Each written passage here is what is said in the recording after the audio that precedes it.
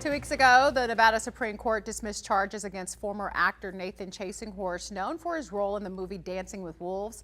Well, the court's ruling came nearly a year after original charges were filed, alleging sexual assault, lewdness, kidnapping, and drug trafficking. But last Friday, the Clark County District Attorney filed some new charges against Chasinghorse, alleging use of a minor under 14 to produce pornography and possession of pornography of a person under 16.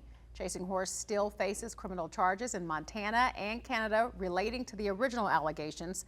So, what led to the dismissal of the original charges against him in Clark County, and what are the new charges he's now facing?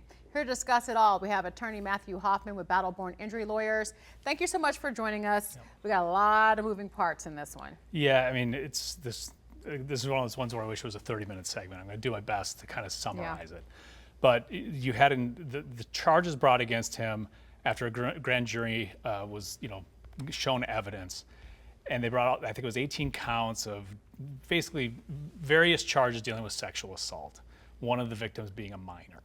The backstory on it is that the minor victim was 14. Now, Nathan Chasinghorse had built a reputation after his acting career in the Lakota community, the Lakota tribe, as a healer. He was somebody that could commune with the spirits, commune with the ancestors. And this 14-year-old girl comes up to him and says, look, my mom, she knows who he is, says, my mom has cancer. Will you do a healing ritual on her? He says, in order for it to be effective, we have to have a sexual relationship. She consents, they have a sexual relationship.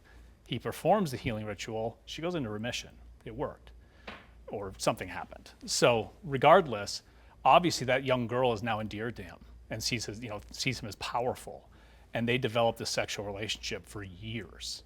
She eventually moves in with him, and so you have that allegation, and then you have another person. Victim was 19, had known him since she was 3 or 4 years old, because he was dating her mother, and is alleged to have used that position of power along with the relationship to get her to engage in sexual activity against her will.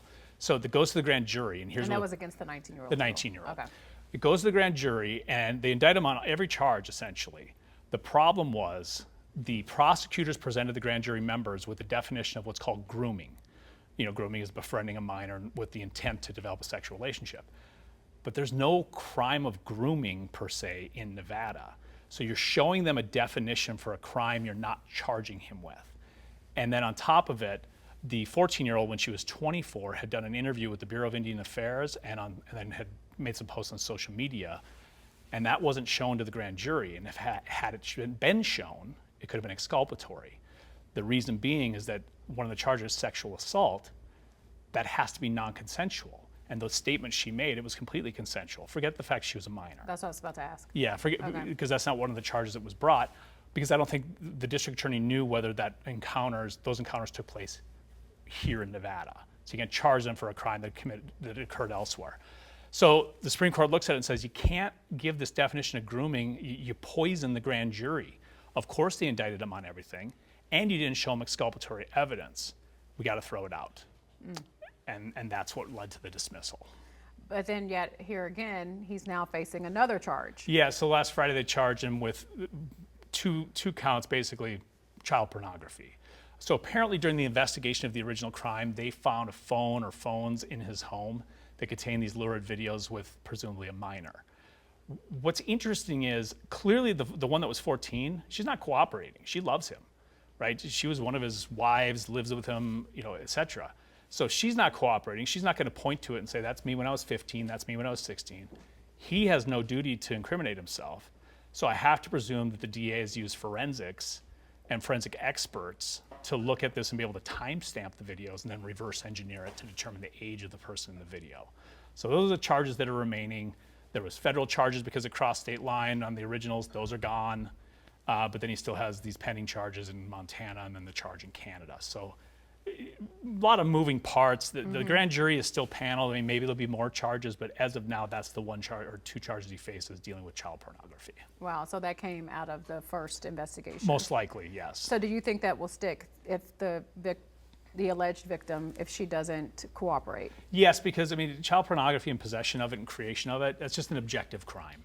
As long as you have the forensic experts that can verify who the person is and when it was taken, then yes, they can do it.